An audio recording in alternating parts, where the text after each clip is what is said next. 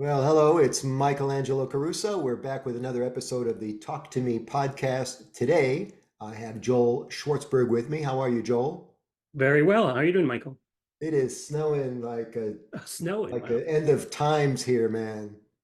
In Yeah, we had, Michigan. You're okay in oh, New Michigan. We had snow like here in New Jersey about a few days ago, Yeah, but well, we not are enough to sending stick. this storm to you right now, special delivery, man. Probably be there in 36 hours.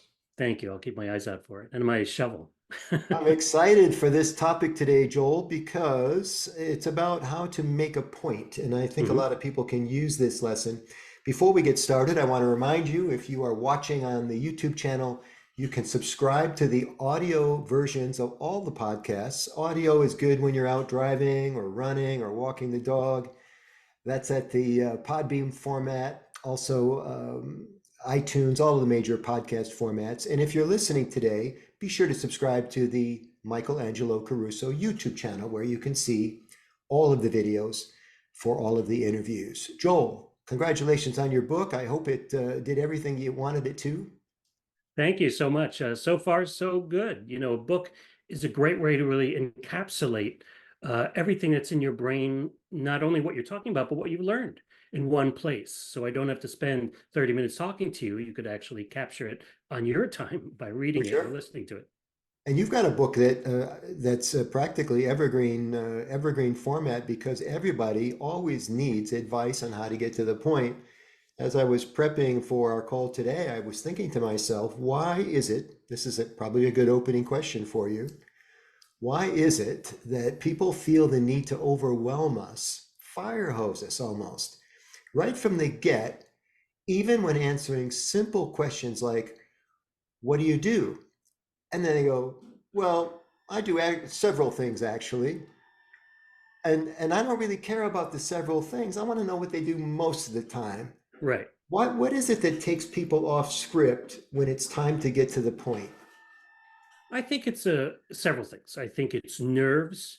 I think they see it as a performance versus a presentation. So they put twice as much pressure on themselves. And I do make a clear delineation between performing and presenting. And what we do here when you're speaking is you're presenting. Like we say, we deliver a speech, we don't perform a speech. And that's something I get into. But I think that people are doing too much searching in their brains and their mouths to answer the question, not having the mindset of you ask me a question and I'm going to answer it. Now, nothing is like scratching on a chalkboard more to me than being in a meeting with, let's say, 8 or 9 people, and they say, let's go around the room, tell me a little bit about yourselves. And the first person, they start out with their job title, then their puppetry collection, then their family history. It's crazy. And I've done a lot of reading about this, and I've seen a lot of actually Instagram features about how important it is to know your purpose. And your purpose is always to the question, always the answer to the question, tell me about yourself. What am I here to do? Even more so than your title, even more so than your name. My job is to help people express themselves in ways that engage and inspire audiences. Not so much, I'm a speechwriter. And that's simple, but it's so powerful when you think about your purpose, your singular purpose, and then express that. You mentioned the word performing a couple times. I tripped on a new word, version of performing. The word is performative. Hmm, People answer as if they're some kind of right, celebrity or think of themselves highly. That performative stripe comes out like I've got to impress you now, and right, right, it's over the top. But a lot of things right. these days are over the top. These people that do presentations, and you can tell they spent 6 or 7 hours getting dressed Yeah, for this simple presentation. They put more effort into their fashion wardrobe than they did the actual speech or right. And practicing the and speech. this is interestingly, Michael, this is why I discourage people to practice in front of mirrors, because we spend our whole lives doing what in front of a mirror? This. Yes. And now we're supposed to, brainwash ourselves or deprogram ourselves and suddenly look into a mirror and ask ourselves, am I making my point effectively? Yeah. And this whole idea, I'm glad you brought up performative, because that is so far from your goal as a communicator. Your goal as a communicator really has nothing to do with you. You are the instrument through which your point travels. Now, as that instrument, you could do it successfully or unsuccessfully. But the moment you realize that it doesn't matter who you are, you're not trying to impress, you're not trying to have people think of you as a great public speaker, you're not trying to be Michelle Obama or whoever your public speaking idol is, you're more like a bicycle delivery person in New York City. You have this great point, and your job is to deliver it, even if you do it imperfectly. Because I often say to the people I work with or my clients, if they remember you and not your point, oh, Michael, he's the best. Well, what did you learn from him? I don't really remember, but that guy was so funny.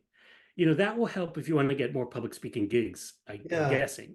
yeah. But 8 times out of 10, you're not trying to project yourself and have people think well of you. You're trying to have people receive and make use of the point you're sharing.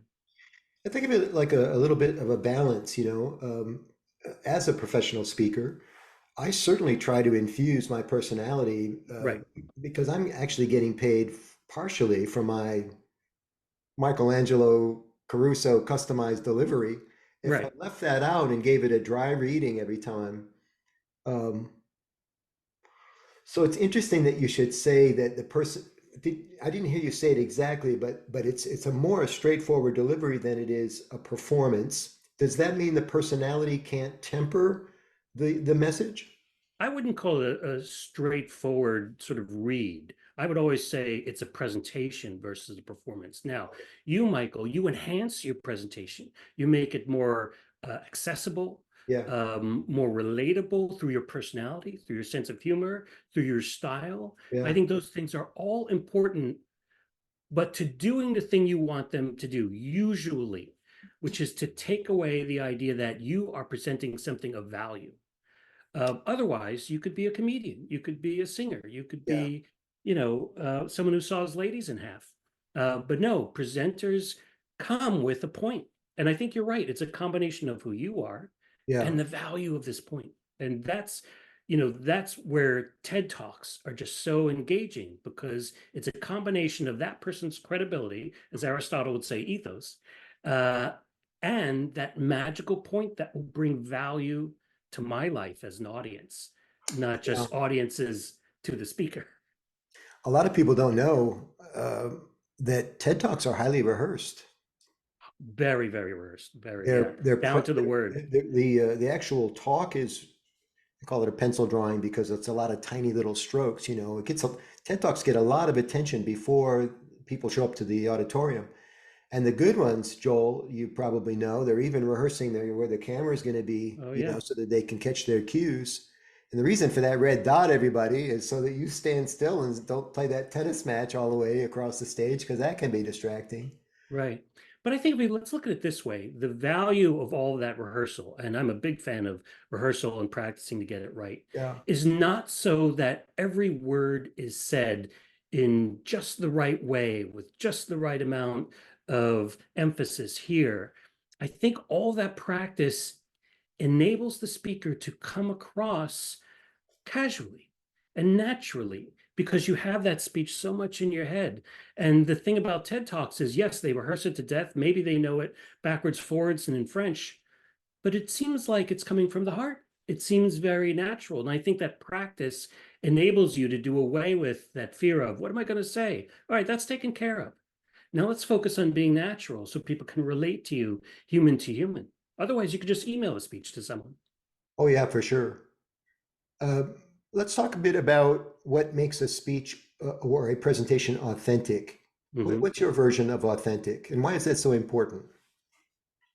I think it's about saying the things that sound like you and never saying the things that don't sound like you, but also being there in the moment. And I'm a very tactical person. So I'm always delivering ideas and tips to do this. So one of the ways to make sure you come across authentically, and I relate that to truthfully, though those are two sort of separate things, but it starts with never write a speech word for word. And in fact, if you search for it, there's this thing called the TED Commandments.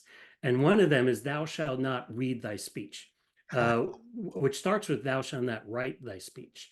Time and time again, I run across people who are, usually nervous, and they think, all right, well, if I write 672 words, then if I start with word one and I get to word 672, I've done a good job.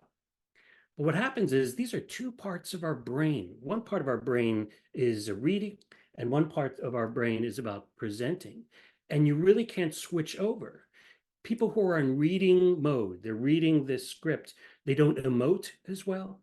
There's not enough passion to what they're saying, and there's not authenticity and humanity, because what are we as humans? We're imperfect. We're actually not perfect. So you want to see that come across. So I think that trying to make your goal perfection will actually push you towards something that's less authentic and less human. So it starts with realizing I want notes that give me just enough, or have it so rehearsed that it's memorized, but really just the points I want to make so that I can express it in a way that seems real and now and coming from my brain, not from a piece of paper. Yeah, I love it. What do you think about, speaking of imperfections, a lot of people feel that pausing is a problem. Dead in the radio business, they teach us it's dead air is you could Oh get yeah, fired dead for air. this. So why is dead air, even up for a microsecond, actually good for presentations? Because it's an amazing tool for you, the speaker, and for the audience. So let's start with you. And I think your audience would relate if I said, imagine you're talking and your mouth is like blah blah blah blah blah blah blah blah blah blah, like we described sort of at the beginning when someone asks you, tell me about yourself. Well, I do this and this. And your brain, your mind is following behind as if saying, wait, wait, I want to catch up to you, mouth. I want to put those words in the right order. I bet I can pluck out some of those words so there are less of them. And why don't you let me write a script for you? The mind should say to the mouth. So, mouth, all you have to do is read the script from your mind. Well, that sounds great, but it only happens if you pause. Because when you pause, you slow down, you allow your mind to go ahead of your mouth and actually script your mouth with your cognitive ability. So pausing gives you time to, what I like to say, to communicate with precision, because I'm allowing my mind to script my mouth. That also help you prevent crutch words like and ah. You know, our minds are our most valuable things. We have experiences, we have education, we have professional lives. So let's use that instead of letting the mouth work on its own and having the mind catch up to that. So that's the brilliance of pausing for you. It also does other things. It creates suspense, and people like that. They're wondering what you're going to say next. It creates a real-time experience. People love to watch a public speaker thinking live. Oh, and another thing that I was thinking about, Yeah. that's a very brilliant thing, because it's like the difference between going to a basketball game and seeing a movie. A movie was made a year ago. A basketball team is happening live in front of you. It's more visceral. But pausing helps uh, sort of reflect and reinforce that idea that this is happening live. And by the way, I think there's no fault, no foul to pausing. No one ever comes away from a speech saying, Michael is fantastic, but boy, that guy paused way too much. Yeah. Because pausing is moments of nothing. They don't stick with us. So time and time again, through the 16 years I've been teaching public speaking, I'll have someone deliberately pause so that their mind can script their mouth. And then I ask everyone else in the room, how many times do you think Sally paused? And maybe she paused actually 9 times. And the audience will say once, Oh, twice. I honestly don't remember. yeah. We're back to performative again, is that people feel like they've got to just keep it coming, be extremely effusive, Right. because they're going to err on the side of caution when in fact they should be erring on the side of fluidity and Right. just and loquaciousness, just Right. And bring talking, it talking, down. talking. Right. And they Because we should be remember. backing it up, dialing it down, because it's more natural. There's more rhythm to it. It creates, as you suggest, even suspense. My dad used to say, "Silence abhors a vacuum," Hmm, um, because when you're quiet, they just listen. They lean in that much more for what's coming next. It's lovely and interesting too, Joel. When people are using PowerPoint or just presenting, and I guess PowerPoint's the real trigger for this. They will start reading their slide, oh, yeah. and there's no reason to pause when you're reading. You're just you're like in Yeah. automaton mode Yeah, when you're again, when reading. you're reading, you're not in presentation mode. You're in something completely different, and your brain thinks it, and it will come out that way. Even people who are well prepared, even people I see with, the screen in front of them, where they're reading a script where it's eye level, even that doesn't seem natural, even though they're looking straight into camera and even trying to emote because their brain is in reading mode. Yeah, And something that brings everything together also, and it links to what you were saying, it's not about you, it's about your audience. If your audience doesn't receive it, there's no point in saying it. Michael, I'm sure you would agree that if they don't process what you're putting out there, then you're not working. what was the Really. point? Right, what was the point exactly? So how do we make sure our audience is with us? Well, one of the biggest things is to understand that while we know it backwards and forwards, we've studied it, we've practiced it, we've rehearsed it, all we need to do is say it. What do they need to do? They're listening to it for the first time. They need to hear it, listen to it, apply it, digest it, find relevance in it. Does this apply to me? Does this not? Should I Right. write this down? Should I not? Should I tweet this? Should I not? Meanwhile, you're 7 sentences down the road while they're doing all of that, brain work. So they missed half of it. So Yeah, how do we avoid that? By again pausing. If yeah. I say something, this will make the world a more compassionate place for people and animals. I'm going to pause. I'm going to let that sink in and give the audience time to do all of that cognitive stuff so they can fully appreciate it before I move on. I like too, a final step that I'm sure is in your book. We didn't mention it just now, which is I try to get the audience to actually recapitulate the message, Mm. which completes what do the electricians call it? A closed loop, The right? close, yeah, exactly. Because A circuit, a closed I can be circuit. pretty sure I got my lesson, my lesson landed, but I'm not absolutely sure until it comes back to me somehow. And you have tricks for this, I'm sure, the head nod, call and response. There's all kinds of ways to make Yeah, sure well, everybody's. in relationship therapy, it's called Imago. That's That's where right. I say to my wife, or my wife says to me, um, hey, you leave your shoes all around the house and I've been tripping over them.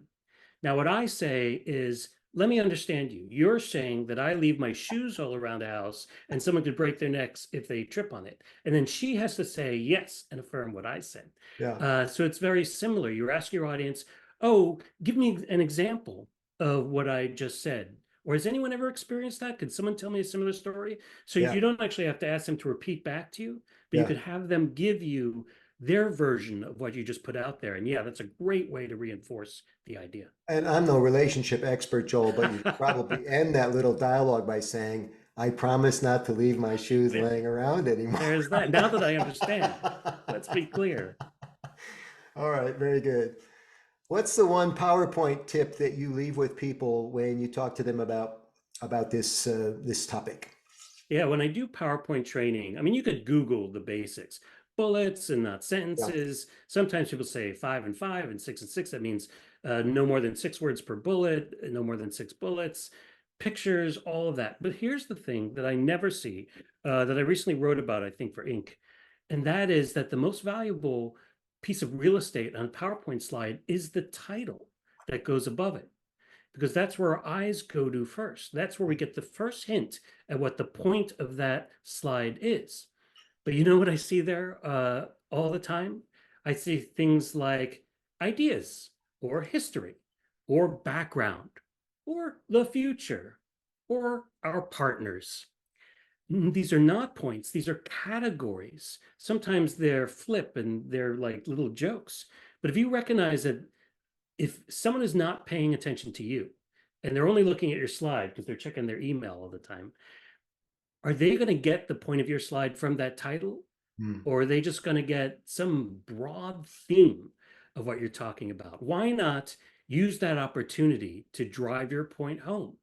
Not just statistics, but 25% of Americans approve of um, this kind of food, or um, this generation X, really appreciates this product. I mean, imagine that as the titles of these slides. If you're a business person, if you're trying to communicate your idea and you have several subpoints, are each of those slides sharing those subpoints? Because I'll tell you the truth, Michael, I'm a visual learner. I'm a really poor audio learner. You tell me something and there's a 40% chance that I'm not going to remember it. But if you show it to me, there's a 70% chance. And if you tell it to me and show it to me, then there's a 90% chance. So for the people who say PowerPoint is junk and you should never use it, they're forgetting about me, the visual learner. And so that's all the more reason to make sure you're using that most valuable real estate on your slide to make the point that you want to make in case they're not paying attention to anything else. Yeah. I love the way you lay things out so simply and so clinically because it's, and this is not a takedown. It strips away the emotion and the psychodrama and the performative thing, and you Right. start to think about just getting a message from here to there, man. And Yeah. I'll bet people love your book for that reason. Your book, Get to the Point. Yeah, and there are a lot of metaphors for it. Like a pitcher throws a ball to a catcher. You have a pitcher, a Right. catcher, you have a speaker, and your audience. That's the job. Deliver the ball, man. It doesn't matter what the ball looks like. It doesn't matter if it's on fire as it goes across. It just needs to be received. Yeah, our Detroit Lions are on fire, so I'm thinking quarterback to Absolutely. the I'm really looking forward to receiver. that. We'll use a Let's talk football. about a couple of specialty presentations, Joel. Let's Hmm. talk about um, um, email, Hmm. because that's a form of getting to the point. And Absolutely. I'd like And to we have a use dollar. email a lot more than we give speeches, certainly. I'd like to have a dollar for every crappy email I've received. What's the problem with email? Why is it so challenging for people? Yeah, it's interesting. I train people well on giving effective presentations. I was like, what does good mean? So effective presentations. And then they send me an email, which does the one thing that's most opposite from what I convey, which is they bury their point. And there are many ways to bury your point, but probably the number one thing is about the subject line.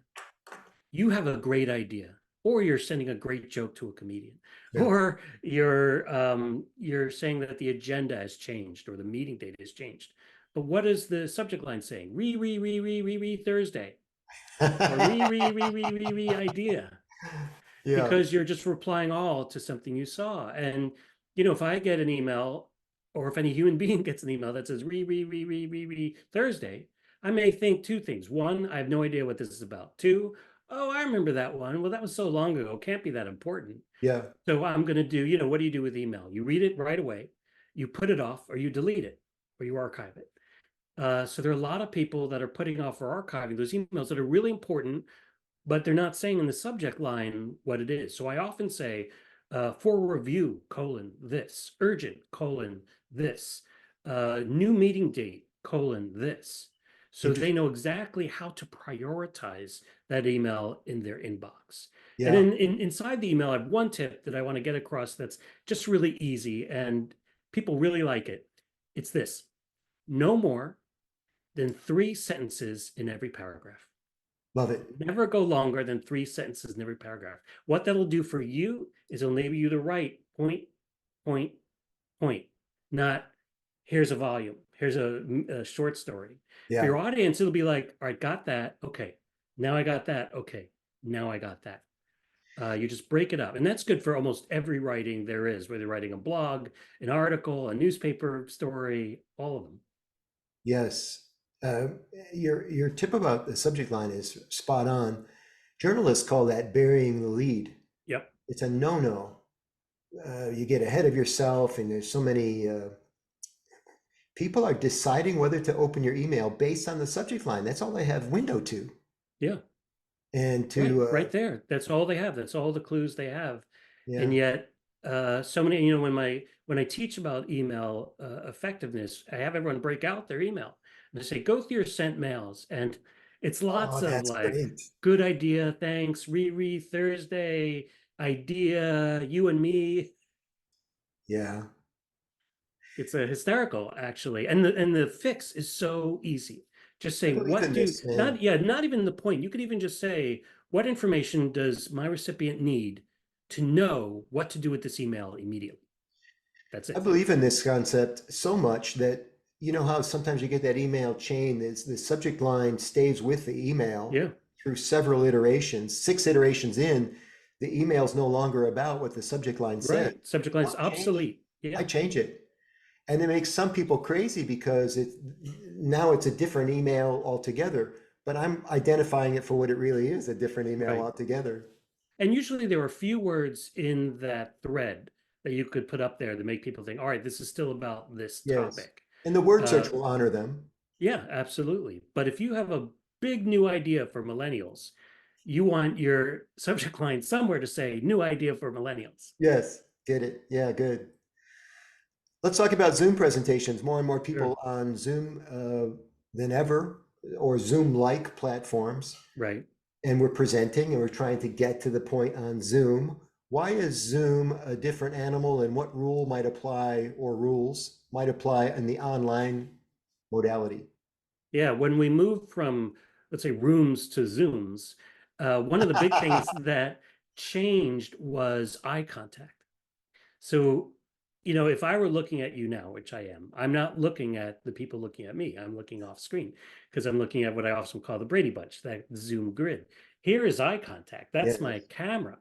So if I really wanted to use eye contact, and you know, and I know, probably most of your audience knows, eye contact is incredibly important to creating connection. Then you want to do as much as you can into that camera. They even make, you've probably seen those cameras that drop down into the screen. So you're looking at your screen and into the camera. I would find that terribly distracting and blocking my content. But what I generally tell people is, because you want to be here most of the time, don't have stuff here and here and here. Bring it all as close to the camera as possible. So, and here's the rule. You want to be moving your eyes to move from your text or your speech or whatever to your camera, your eyes, not your head or your neck. If you have to move your head or your neck between visual resources, they're too far apart. Yeah, So the closer you are to that camera, the best. And when you make your big point, this is going to save lives, or this is what you should go home with, try to do that right into camera versus here, right into the Brady Bunch. I love it. And sometimes when I'm using talking points, I'll actually tape my Yeah, right cheat there. sheet close to the lens. So instead of, like, say if my cheat sheet was down here, I'd have to go down here to reference, right? It's a long way to travel. Yeah. It's the And a same way lot with, of us have like second screens. So it's sort of like you might be tempted to do that's right. this. But I use sticky notes, and if you have like Microsoft, there are these digital sticky notes, and you can move them all over. And I often use that Yeah. to have something close to the camera. And to be honest, Michael, when I speak to CEOs, I tell them not to look at the Brady Bunch. Like, what's the point? If you look at them, you're not really looking at them. And on Zoom, if someone does this, you don't know it's because if they're bored or because it's their cat threw up. So the things you might learn from that Brady Bunch grid might be off. So really, what I say is two things: your camera and your notes. If your notes are right here and your camera's there, just go for it. Yeah. Once you become interactive using chat, then you'll want to look at the Brady Bunch screen. But if you're giving, let's say, a speech in front of an audience of Zoom, you want to be looking at them and you want to be looking at your notes. That's one and two. I love it. I think of it a little bit like driving, Joel. When I'm Mm, driving, I want to be 90% in the windshield and 10% other places, maybe the side view, rear right. view, uh, my Peripheral. GPS. Yeah. And if I'm presenting, I want to be 90% in direct eye contact. And then 10% of the time, I might reference, not down here, up here someplace, my notes. I might monitor their facial expressions to see if anyone's confused or if I'm getting people nodding their Sure. head, either nodding their Mhm. head or nodding off. I want to know one or the other, right? Right. The two nods. I Yeah. think it's a great metaphor because if you're not looking at the road, well, you could crash, but you get off the where you're traveling. And I Yes. often think of speeches as you build yourself a roadmap and Oh, you have a excellent. destination and a starting point. I love it. I really appreciate you being with me today, man. People can get your books at your website or on Amazon.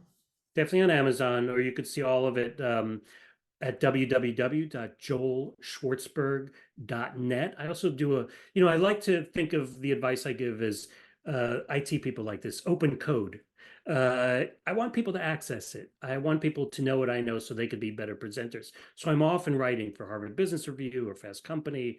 And I put all of that on the website. So if you Oh, want to learn beautiful. about any of this or get to the point, or my other book, The Language of Leadership, that's all at my website. Schwartzberg with a T and an E, everybody. Schwartzberg. Correct. Correct. This guy is sharp. Thank you so much for being on with us today, Joel. One question before we say goodbye. What presenters do you favor? Who does a really great job in your book? You know, the person I go back to, and I have mentioned her already, the person who's most impressed me is probably Michelle Obama. Yeah. She has an unbelievable ability to have a sharp point wrapped around humanity in such a way. Now, she has speechwriters, and I knew one. I met one of her older speechwriters at a conference long ago, but everyone has support. Uh, but the end result has such impact and strength, even if she's giving a long speech. I just find it a perfect model of what the speaker needs to do, the decisions they make as they're presenting, Yes. and then the speech itself. Well done. We'll check out Michelle Obama in a different light next time we watch her Yeah, speak. shouldn't be hard to find her if you do a little Googling. JoelSchwartzberg.net, everybody. He's the author of a fantastic book called Get to the Point. And Joel, it's been a pleasure speaking with you today. Thank you so much. Thank you, Michael. It's been my pleasure as well.